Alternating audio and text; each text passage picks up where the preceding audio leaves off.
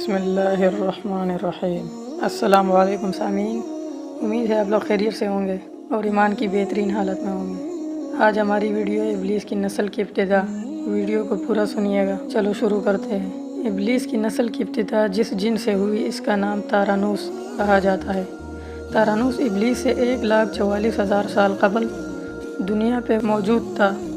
تارانوس کی نسل تیزی سے بڑھی کیونکہ ان پہ موت طاری نہیں ہوتی تھی اور نہ بیماری لگتی تھی۔ البتہ یہ چونکہ آتشی مخلوق تھی تو سرکشی بدرجہ آتم موجود تھی۔ اس جنوں کی نسل کو پہلے موت فرشتوں کے ہاتھوں پیدائش کے 36,000 سال بعد آئی، جس کی وجہ سرکشی تھی۔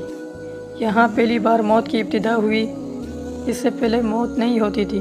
بعد میں چلپانیس نامی ایک نیک جن کو جنات کی ہدایت کا ذمہ سونپا گیا اور وہ ہی شاہ جنات قرار پائے۔ اس کے بعد حاموس کو یہ ذمہ داری دی گئی۔ حاموس کے دور میں ہی چلیپا اور تلبیس کی پیدائش ہوئی۔ یہ دونوں اپنے وقت کے بےحد بہادر جنات تھے اور ان کی قوم نے چلیپا کو شاشین کا لقب اس کے شیر کے جیسے سر کی وجہ سے دیا۔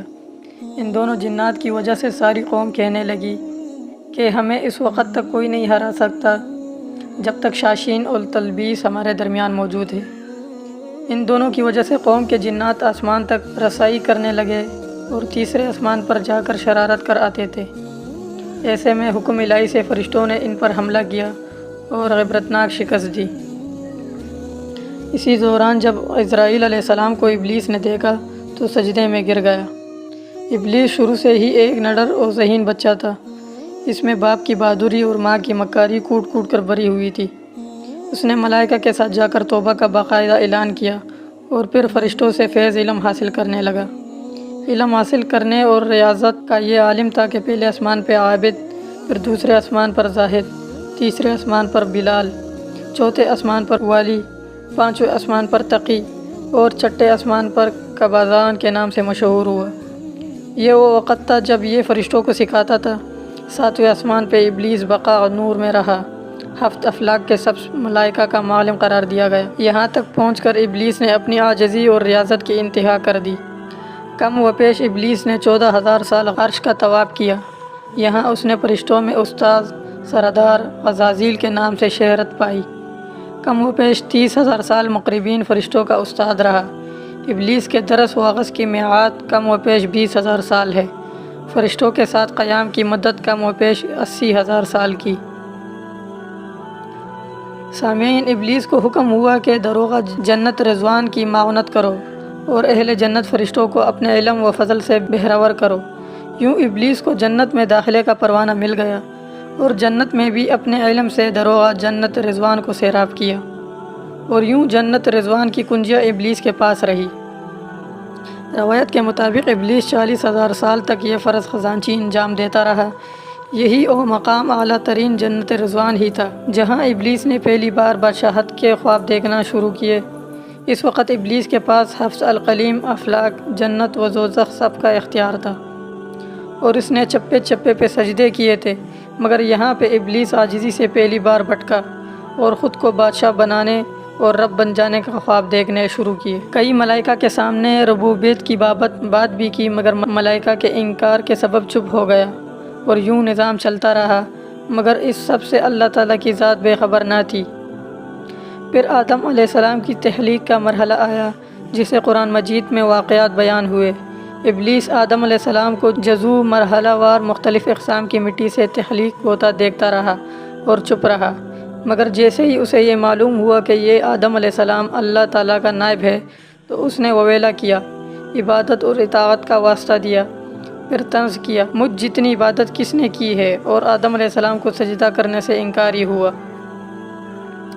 تب اللہ تعالیٰ نے کہا، نکل جا شیطان مردود۔ لعنتی قرار پانے کے بعد ابلیس نے اپنی عبادت اور ریاضت کا رب کریم سے عوض مانگا، جس پر اللہ تعالیٰ نے ابلیس کو ایک وقت معلوم تک مہلت فراہم کی، جس پر ابلیس نے اولاد آدم کو صراط مستقیم سے بھٹکا کر اپنا پیروکار بنانے کا دعویٰ کیا، جس پر رب کریم نے فرمایا کہ جو متقی اور پرہیزگار ہوں گے تو ان کو گمراہ نہیں کر پائے گا۔ ابلیس کے اس لعنتی کام میں اس کے 5 ساتھی ہیں۔ نمبر 1، صبر۔ اس کے اختیار میں مصیبتوں کا کاروبار ہے۔ جس میں لوگ ہائے و ویلا کرتے ہیں، گریبان پاڑتے ہیں، منہ پہ تماچے مارتے ہیں اور جاہلیت کے نعرے لگاتے ہیں۔ نمبر 2، اغور، یہ لوگوں کو بدی کا مرتکب کرتا ہے اور بدی کو لوگوں پہ اچھا اور پسندیدہ کر کے دکھاتا ہے۔ نمبر 3، مسعود، یہ کذاب، جھوٹ اور دروغہ پہ معمور ہے، جسے لوگ کان لگا کر سنیں۔ یہ انسانوں کی شکل اپنا کر ان سے ملتا ہے اور انہیں فساد برپا کرنے کی جھوٹی خبریں سناتا ہے۔ نمبر 4، داسم، یہ آدمی کے ساتھ گھر میں داخل ہوتا ہے اور گھر والوں کے غیب دکھاتا ہے اور آدمی کو گھر والوں پہ غضبناک کرتا ہے۔ نمبر 5، ذکنیور، یہ بازاروں کا مختار ہے، بازاروں میں آ کر یہ بددیانتی کے جھنڈے گاڑتا ہے، بازاروں میں برائیوں اور فحاشی پہ ورغلاتا ہے۔ ابلیس کا آدم علیہ السلام کو سجدے سے انکار کا جذبہ حسد تھا کہ جس نے اسے مجبور کیا کہ یہ میری جگہ آدم خاک کو کیوں ملی۔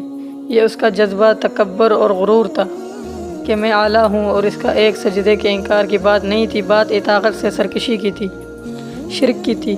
ابلیس نے دل میں خود کو رب مان لیا تھا۔ اس شرک عظیم کی بدولت ابلیس تا قیامت رسوا اور لعنتی ٹھہرا، اولاد آدم کو بھٹکانے کے لیے آزاد قرار پایا۔ حاصل نتیجہ یہ ٹھہرا کہ رب کریم کو انسان کی عبادت، عاجزی، علم و دانش سے کچھ عرض نہ ہے۔ رب کریم صرف دیکھتا ہے کہ دل میں اطاعت اور فرمان برداری کتنی ہے۔ اس بنیاد پہ تقویٰ اور پرہیزگاری کے درجے قرار پاتے ہیں۔